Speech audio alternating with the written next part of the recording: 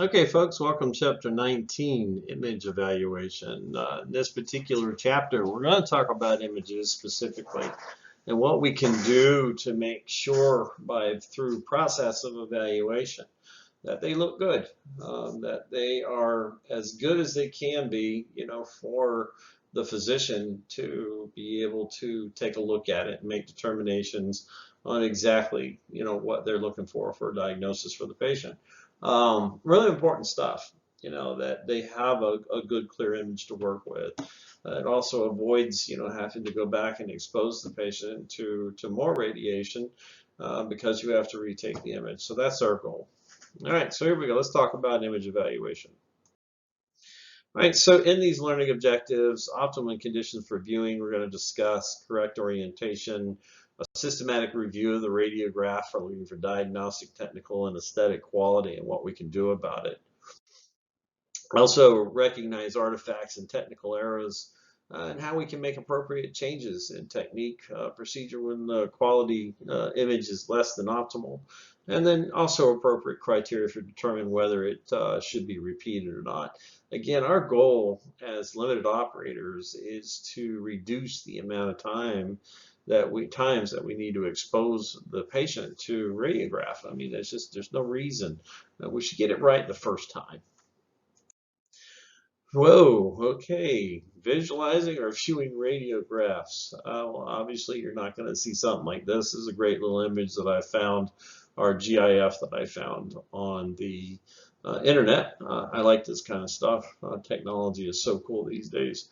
But anyhow, in this chapter, we're going to discuss exactly specifically what we're looking for in a radiograph and how we can improve those images. Right, so viewing monitor. You need to have the highest resolution monitor available. Keep the ambient light behind you low. You need to be able to see, have a good pixel, count that's within the monitor itself. Hopefully that whoever is providing you with the equipment has done so. So resolution of the monitor needs to be as high as possible, and the light needs to be lower so you can see it. Right, so image orientation for most images, placing the superior part of the anatomy at the top, that's what needs to be done. For fingers, hand, wrist, forearm, and foot, place the distal aspect, the uppermost part of the image. Orient images of the axial skeleton so that the patient's left side is towards the viewer's right. And then orientate images of the limbs taken from tabletop or non-grid in the same position they were taken. They should not be flipped to reflect anatomic position. All right, so systematic image review. I am expert. I, identification. Are we identifying the right part? Are we taking an image of the leg when we should be taking the image of the forearm or the humerus, that kind of thing? Make sure that anatomy is correct. Marking is super, super important. We need to make sure that we're marking correctly. The exposure, obviously, next is aesthetic consideration, and then next is radiation safety, and then T is troubleshoot. So I am expert. That's a good one to use. I am expert. Okay, there we go. All right, so systematic image review. We're continuing identification. Make sure that it matches the examination request. Correct the patient information, anatomy. Again, we're going I am expert. All anatomy of interest is included and properly positioned. Marking, anatomic side, right and left, positional, flexion, erect. Make sure that those markers are visible. Exposure, film, light, dark, contrast, low versus high. Digital, EI number and range. Is the modeling good? The brightness and the contrast good? And aesthetic consideration, appearance, artifacts, so any of that stuff present. Artifacts are one of those big things that absolutely will throw your image right back at you. The physicians do not like that at all. So you can't have anything, no garbage in there whatsoever. Radiation safety, colonization is evident, and also shielding is evident. That's very, very important. You got to be able to see that. You got to be able to see, the physician's going to know if you got a shield on there or not, because they're going to see. And especially colonization. If you're over collimating, there's just too much area that's being exposed. Troubleshooting, identify cause of the problem, bad enough to repeat. determine the change that's needed, when you're troubleshooting, then prevent that future problem.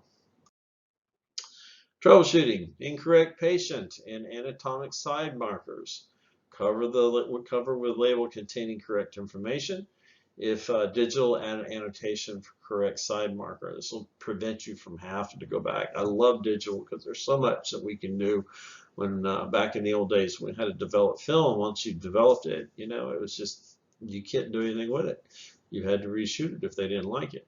Entire area of interest is not imaged, so be sure outer margins of the anatomy are within the radiation field. All right, so image review. The film is used to evaluate the exposure for density and that it's excessive or insufficient. If digital is used, evaluate for excessive or insufficient exposure by checking exposure indicator number. Much better X-ray versus left to the right. Proper exposures. All right, so excessive or insufficient density, check the technique chart for appropriate exposure factors such as IR speed, the SID, and also the grid ratios. Watch the exposure indicator to be sure the exposure did not terminate prematurely. If it terminates prematurely, it's not going to have been exposed enough, so you're going to get a really lousy image. When repeating a radiograph with excessive or insufficient density caused by an exposure factor error, be sure to adjust your MAs appropriately. All right, a film is used to evaluate exposure again for contrast that is too high or short scaled or too low, long scaled. If digital is used, make sure proper KVP. I mean, most of us that, I don't really know too many people that are non-digital. So proper KVP is selected for that body part image, and then your ability to adjust that once the image is presented on your computer screen is awesome. I love that stuff. All right, so contrast too high or too low. Check technique chart. I mean, that should be the first thing. Also collimation. Make sure collimation to the body part and or the IR is the appropriate size. We're repeating a radiographic contrast that is too high or too low because of exposure factor error. Just adjust your KVP down or up, depending on which way you need to go. All right, so here, image evaluate for poor recorded detail. This obviously is blurriness. This is really caused by a lot of patient movement. So if you end up getting this, there's really nothing you can do. Very little can be changed in a blurriness on even a digital image. It just can't be done, so it's going to have to be reshot. Right, so poor recorded detail because of blurriness and distortion. Check your technique chart and the IR speed class and also the SID. Use short exposure times to avoid patient motion because that's that biggest thing that causes your blurriness is your patient motion. Place the body as close to the IR as possible to reduce OID. If using film, evaluate for processing or darkroom problems such as film handling artifacts, fog, chemical solution strength, and temperature. I don't know a whole lot of people that are doing this anymore. I was in the islands once. I flew down there to pick up a patient, and they were on film still. Ugh, God, chemicals, mixing it inappropriately, expiring. Oh, man, I remember days when I was involved in doing some of that. It was like no fun. That was when I was working in the hospital 15 years ago. Ever since we've gone to the digital age, man, I tell you, that is super, super, super stuff. All right, troubleshooting film images. Images fog, displays artifacts, or has inappropriate density contrast. It's a result of improper processing. Because remember, we're talking about film. Handle film by the corners. Keep your cassette screens and loading bench clean. Check cassettes and darkroom for light for leaks. Check your safe lights. Make sure that they're appropriately lit at the right positioning.